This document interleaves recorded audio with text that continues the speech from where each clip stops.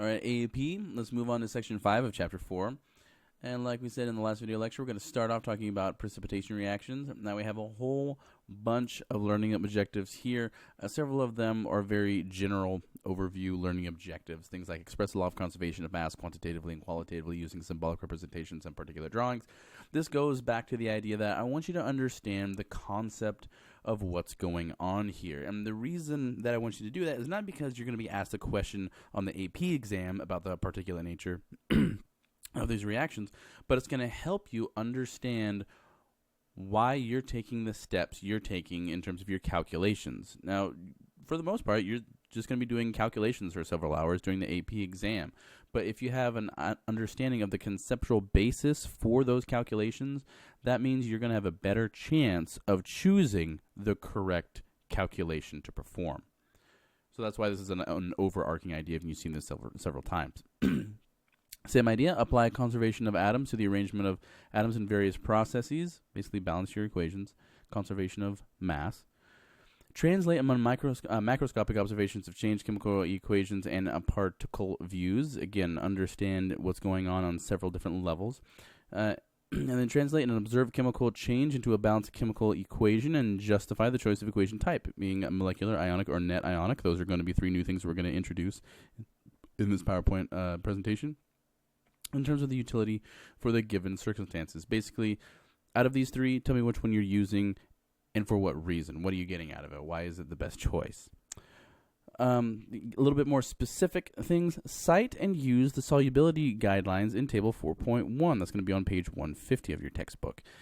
And cite and use solubility guidelines. This is going to be something that you're going to need to memorize. Now, as you start, that's going to be basically impossible. But as you attempt a few practice problems, it's actually going to become easier and easier to remember because they are just kind of overarching rules with only a few specifics to memorize, only a couple of those.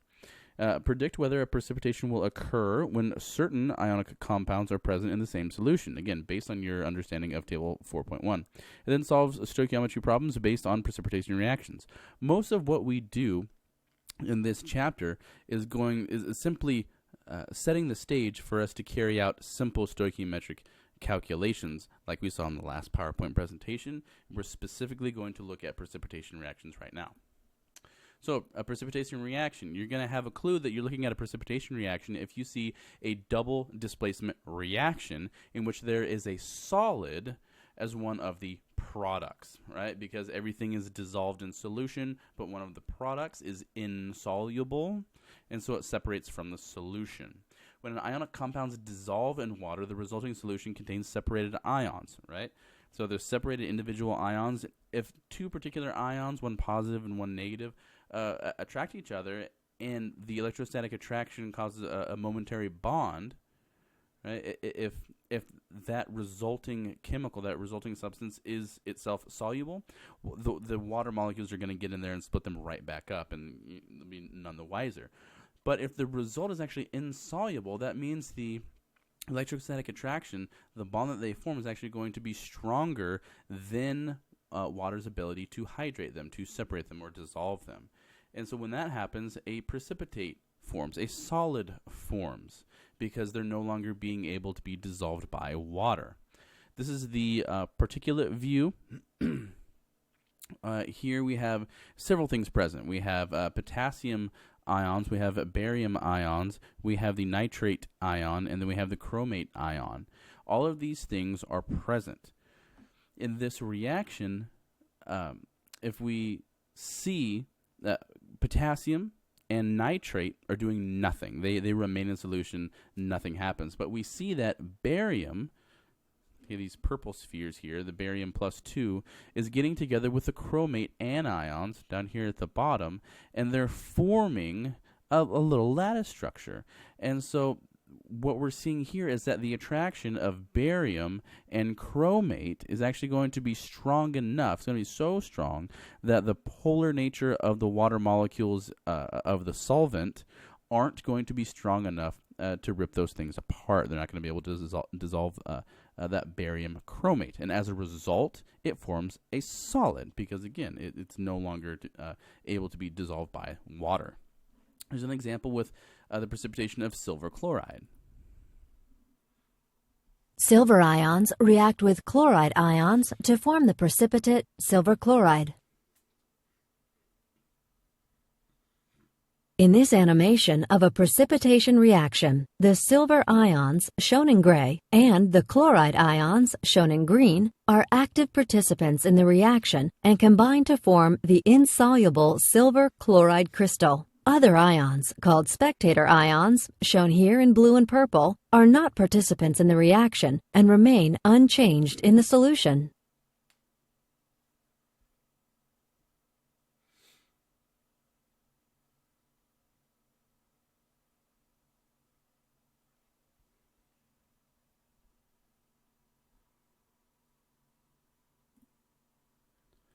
So let's take a closer look at those precipitates. But before we do, again, let's bring up these vocab terms. We need to be steadfast in our understanding of what these terms mean. Soluble means a solid dissolves in the solution, something aqueous.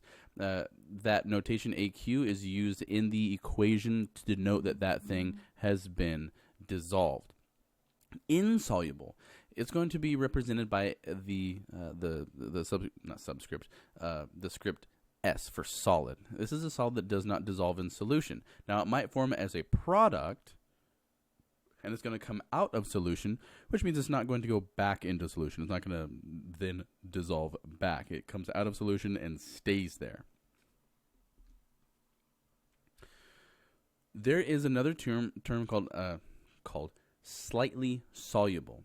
Slightly soluble and insoluble are often used interchangeably. If I say insoluble, it doesn't mean that zero of my solute dissolves. It just means a very small amount of it dissolves. Now, that's not always the case, but it can be the case, so just be aware of that. Now, what I'm doing here is I'm putting out these simple bullet point rules for the solubility. These are going to be found on page 150 of your textbook in table 4.1, and this is going to need to be your friend, meaning when you carry out calculations, when you're working on your EOCPs, when you're working on maybe a concept check with no answer, or with an answer for that matter, you want to have access to this information. The more you use it, the more it's going to become familiar to you. The more it becomes familiar to you, the easier it's going to be to memorize. So first off, most nitrate salts are soluble, meaning any ionic compound that is a nitrate is probably going to be soluble. Most. It's so rare that a nitrate salt is not soluble that the problem is actually probably going to point out that it's not soluble. Most alkali metals, meaning main group 1, okay, group 1A, salts, meaning any anion with a main group 1 metal, or ammonium ions, that's NH4+, those are soluble. Most salts that use chloride, bromide, or iodide are soluble, except if you have those halogens bonding with silver, lead +2, or mercury 1. Now, it's a little kind of weird situation. This is actually mercury 1. I know that says it has a +2 charge, but there are 2 mercury atoms there. It's just a weird way that mercury does it. It's a mercury ion. It's +2 overall, but the individual atoms are +1. Blah blah blah. Most sulfate salts, again, there's a sulfate as the anion. Most everything that would act as a cation bonding with a sulfate is going to be soluble, with some specific exceptions, and you will have heard of these exceptions already in this list, or at least most of them. Barium sulfate, lead sulfate, mercury sulfate, and calcium sulfate. Okay, you've already seen that lead and mercury are not typically soluble in salts, and so we're seeing that still the case with sulfates. Most hydroxides are only slightly soluble, meaning they do dissolve a little bit. Okay, it's going to be a weak electrolyte, borderline non-electrolyte. So basically, most everything that gets together with a hydroxide, like sodium hydroxide, potassium hydroxide, they're going to be soluble. Barium hydroxide, calcium hydroxide, that's when you start to get into this marginal solubility. Most sulfide, carbonates, chromates, phosphate salts are only slightly soluble, except for those containing those cations that we talked about in that second bullet up there.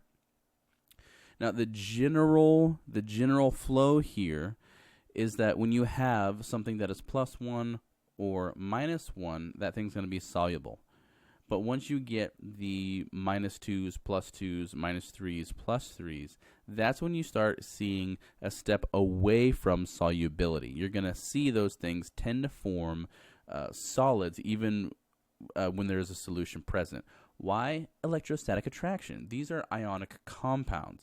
And so when there is more charge, there's more attraction, a stronger attraction. So that's when we see ions with smaller magnitude charges typically can be overcome or dissolved by the polarity of water molecules. But when you have larger charges, more powerful electrostatic attractions, the polar nature of water will start to not be sufficient to actually hydrate those salts. All right, let's have that information easily accessed. So have your book open to that table.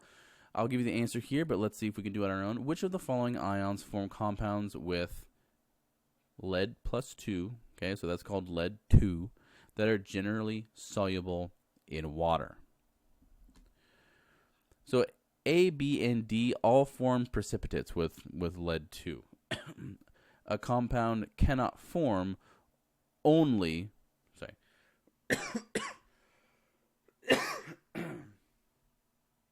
Sorry.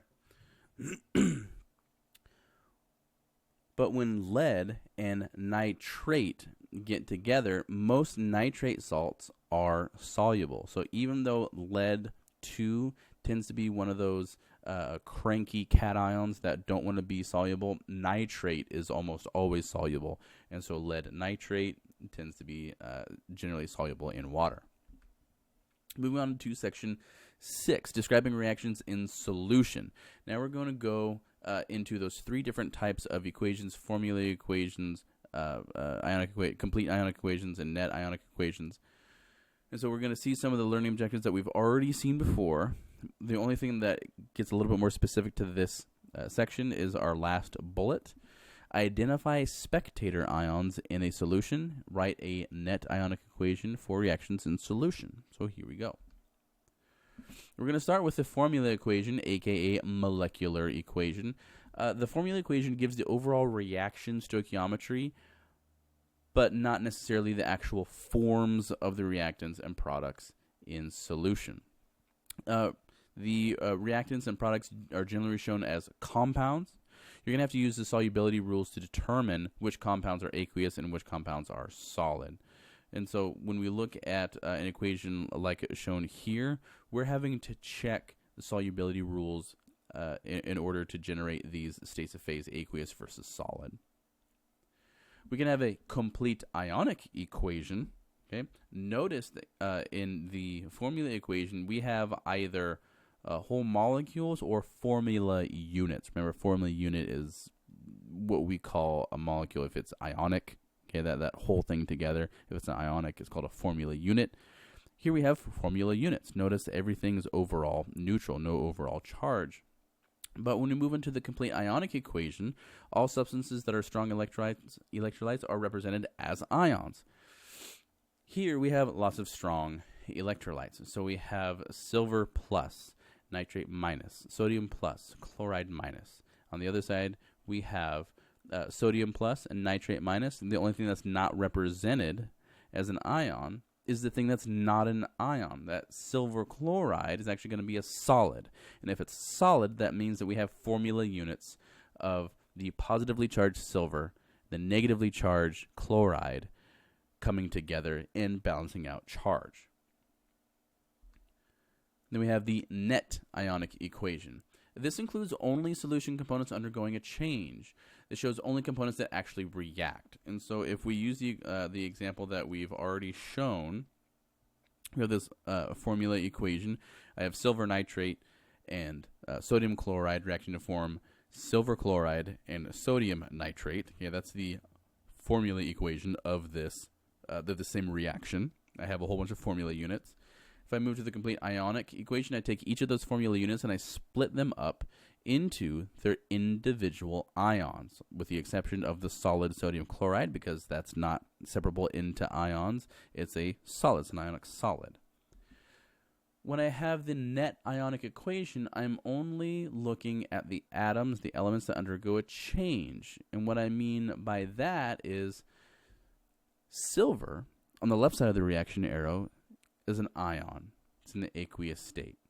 Chloride is a negatively charged anion. It's in the aqueous state. But on the right side of the reaction arrow, both silver and chloride have come together to form a formula unit. And a clear-cut thing that I should be able to identify easily is the fact that this state of phase is solid now. There has been a change. Back on the complete ionic equation, complete meaning I'm talking about, I'm showing every ion here. On the left side of the reaction arrow, silver is a +1. On the right side, it's in a solid. It's undergoing a change. I can contrast that with nitrate. Look at nitrate. It's a -1 aqueous state on the left side of the arrow. On the right side of the arrow, it's the exact same thing. Nitrate, the -1 charge, aqueous state. Same thing with sodium. Sodium +1, aqueous state. On the right side, sodium +1, aqueous state. There's no change going on. They're not being actively involved in the reaction, and that's why we call them spectator ions. So in this net ionic equation, we're not including the spectator ions, ions that do not participate directly in the reaction. Like we've already gone over, in this particular reaction, sodium +1 and a nitrate are the spectator ions. So let's check this. I'll give you the answer here. I want you to write the correct formula equation, complete ionic equation, and net ionic equation for the reaction between cobalt-2 chloride and sodium hydroxide. Go and press pause because I am going to show you the answers right here quick. So for a formula equation, I have cobalt-2 chloride that tells me that it's CoCl2, so that the charge is balanced, plus 2 NaOH, that's sodium hydroxide, reacting to form cobalt hydroxide, cobalt-2 hydroxide, that's why there are 2 hydroxides, and sodium chloride, 2 sodium chlorides. Here, I'm representing everything as formula units. When I go into the complete ionic equation, however, I'm going to take the things that are aqueous phases. Okay, so that's going to be the cobalt-2 chloride, that's going to be the sodium hydroxide, as well as the sodium chloride, and I'm going to split those up into their individual ions. Now, I still need to make sure that the equation is balanced here. So I'm representing 2 chlorides, 2 sodiums, 2 hydroxides in this complete ionic equation. But here, that cobalt-2 hydroxide is a solid. Okay, it's together. It's a formula unit. And so I'm not representing those as ions because in the solution, they're not ions. They're not in the solution. As far as the net ionic equation, all I have to do is look at my complete ionic equation and cancel out everything that is the exact same on both sides of the reaction arrow. So I see that sodium +1, same on both sides. I also see that, what else?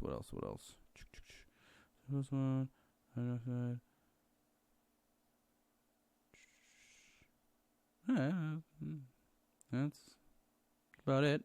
Yep, just that one. And so what we end up with is cobalt +2 aqueous reacting with 2 chloride ions, anions, to result in cobalt-2 hydroxide. Yeah, I've eliminated all of the spectator ions. Moving on to section 7.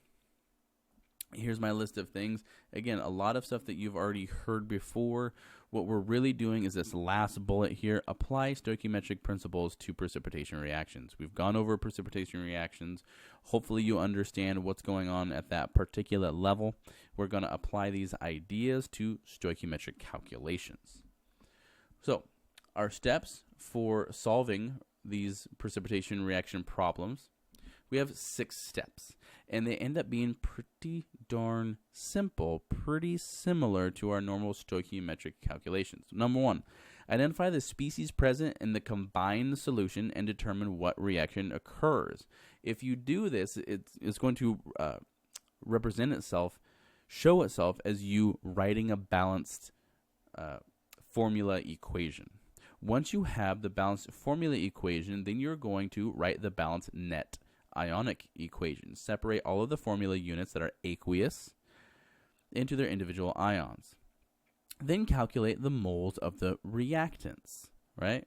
We're either going to be given a mass of a reactant or product, or an amount, moles of a reactant or product. We're simply going to calculate the moles of that thing. We're going to determine which reactant is limiting. And remember, the easiest way to do that is convert the amount of each reactant into the amount of a particular product. Whichever reactant generates the least amount of product, that right there is the limiting reactant. And then you're going to calculate the moles of the product or products as required to generate that amount of product generated by the limiting reactant. And then you're going to convert to grams or whatever unit is required by the question.